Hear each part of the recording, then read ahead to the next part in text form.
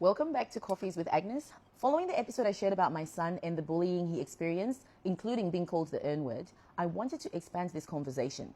Because what happened to him in a school playground is not isolated.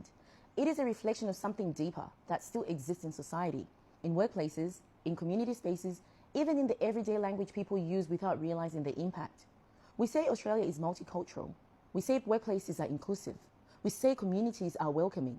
But often what we say doesn't match what people actually feel. Discrimination doesn't always look like a racial slur. Sometimes it sounds like, "Where are you really from? Your name is too hard. Do you have an easier one? You speak really good English for someone like you. People like you are loud. That hairstyle isn't professional. You're too dark to wear that color. That food smells funny. I didn't think someone of your background would do a job like this."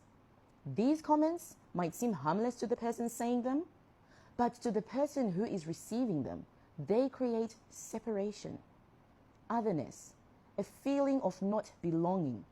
This is what happened to my son, because it's not just a school issue, it's a society issue. Children learn language, attitudes, and beliefs from the world around them. At Zebra Aesthetics, inclusivity isn't a marketing line, it's lived. Every shade of skin, every background, every accent, every story walks through my doors, and I take pride in creating a space where nobody ever has to shrink themselves to feel accepted. Inclusivity is not about pretending we're all the same. It's about acknowledging that we are beautifully different, and that difference should never be used as a measure of value. So what can we do? We can become more aware of our language. We can stop making jokes at the expense of someone's culture. We can teach our kids that words have history and weight. We can challenge biases, even the ones we didn't realize we had. We can choose curiosity instead of assumption, and we can make space for people to show up fully themselves, at work, at school, in public, in clinics, everywhere. True inclusivity isn't about political correctness. It's about humanity. It's knowing that when someone walks into a room, a workplace, or a classroom, or a clinic, they should feel like they belong before they have to prove it.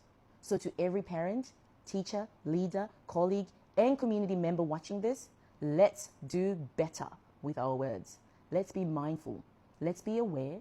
Let's raise children who know that diversity isn't a threat, it's a gift. And to anyone who has felt othered, you belong.